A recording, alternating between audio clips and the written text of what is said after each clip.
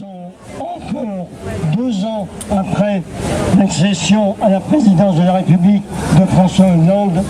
Les lycéens sans papier ne sont pas régularisés. Pour 90% d'entre eux, Manuel Valls a pris une circulaire le 28 novembre 2012 qu'il appelle mensongèrement circulaire de régularisation. Cette circulaire a permis effectivement de régulariser un certain nombre de familles à des conditions difficiles, puisque pour une famille, pour être régularisée, il faut que les parents trouvent 5 ans de présence et que les enfants soient scolarisés depuis 3 ans. Pour mémoire, en juin 2006, parce qu'il y avait une vraie pression, pas par bonté d'âme, Nicolas Sarkozy a fait une circulaire de régularisation des familles. Il faut rappeler que les conditions étaient 2 ans de présence pour les parents et 1 an de scolarisation pour les enfants. Le paradoxe, c'est que même là-dessus, Valls est battu par Sarkozy. Évidemment, Sarkozy, ça a duré quelques semaines tout au plus.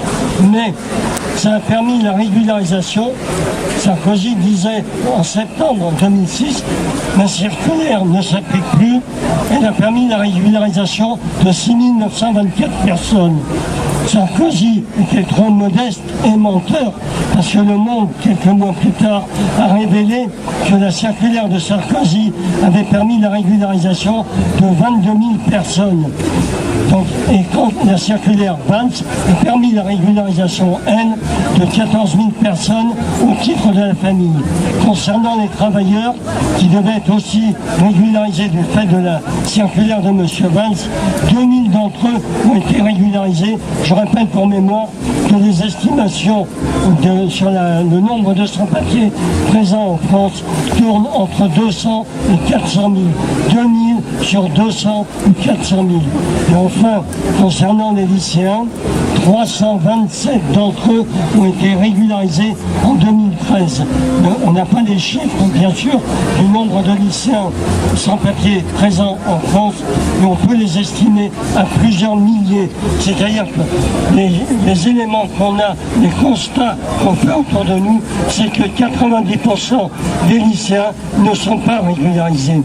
Alors, il va falloir que ce gouvernement tienne les promesses, non pas qu'il a faites, parce que Hollande n'avait fait pratiquement aucune promesse, mais pendant des années, on a eu des élus socialistes, des députés, des gens qui sont aujourd'hui ministres et qui l'ont été. François Lamy visitait le centre de rétention d'Orsay, de Palaiseau, sa ville, avec nous. Christiane Taubira nous accompagnait au centre de rétention du Mesnil-Amelot. Le nombre de députés, le nombre de ministres qui ont agi avec nous pendant des années en faveur des lycéens, et le secrétaire général de la FSU sera là la semaine prochaine, le professeur Alfred Spira aussi, et Ken Balibar viendra la semaine d'après. Hervé Bazir viendra pour l'affaire CGT, Françoise Balidar viendra le samedi 24 mai et le 7 juin, Bernadette Bonzon reviendra. Mais nous avons sollicité une série de personnalités qui ont donné leur accord de principe. Je peux vous garantir qu'on aura du monde ici. Bien évidemment, soutenir l'Intervient au monde, la Fondation Franck Fanon, qui soutient les jeunes scolarités sans papier. Bien évidemment, soutenir les jeunes sans papier, généralement l'ensemble des sans papier revient à marquer notre solidarité pour tous ceux qui sont exclus, marginalisés, et surtout tous ces jeunes, toutes ces personnes qui sont vues comme des ennemis de l'intérieur, qui sont créés pour donner des arguments au système libéral.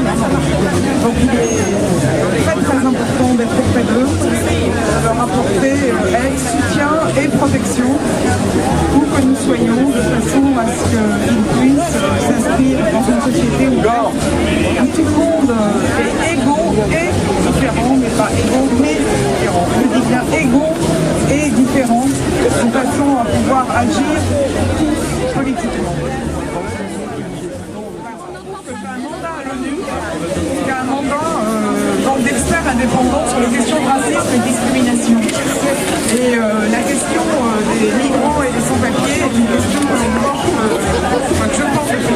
fait particulièrement au sein du Conseil des droits de l'homme depuis que j'ai été élue à ce mandat depuis 2 ans. Donc il est très très important de la faire peut-être encore plus vivre et que nous fassions beaucoup plus de bruit pour obtenir satisfaction à l'ensemble des revendications portées aussi bien par RESF que par nombre d'autres organisations. C'est un jeune du lycée, enfin maintenant il n'est plus au lycée depuis 2 ans, mais c'était un jeune du lycée Saint-Exupéry de Créteil. Et ses camarades ont appris un jour qu'il avait été placé en rétention administrative suite à un contrôle de police où il était à l'arrière de la voiture. Bon. Il était sans papier, ses parents également, toute la famille en fait était sans papier, sa petite sœur n'avait pas encore la majorité, lui il venait de l'avoir et il était en centre de rétention administrative. Les jeunes du lycée se sont très vite mobilisés, les enseignants et les élèves du lycée Saint-Exupéry. Quelques jours plus tard, ils se sont retrouvés devant la préfecture de Créteil, à plusieurs centaines, et ils scandaient « Libérez Abdenour », c'est-à-dire leurs camarades. Ils n'acceptaient pas qu'un lycéen soit placé en rétention et voit son avenir menacé. Au départ, la préfecture a tourné autour du pot en disant « De toute façon, le tribunal administratif va bien décider, nous, on ne se mouille pas ». Le tribunal administratif confirme l'obligation à quitter le territoire quelques jours plus tard et les jeunes sont encore plus nombreux devant la préfecture de Créteil. Ils ont fini par obtenir gain de cause parce que Abdenour lui-même, avec son portable, avait connaissance de ce qui se passait devant la préfecture. On lui mettait le son pour qu'il entende ses camarades scander Abdenour avec nous, libérez Abdenour. Finalement, la préfecture a libéré puis régularisé Abdenour. Donc il a vraiment été libéré et régularisé par la mobilisation de ses camarades et par rien d'autre.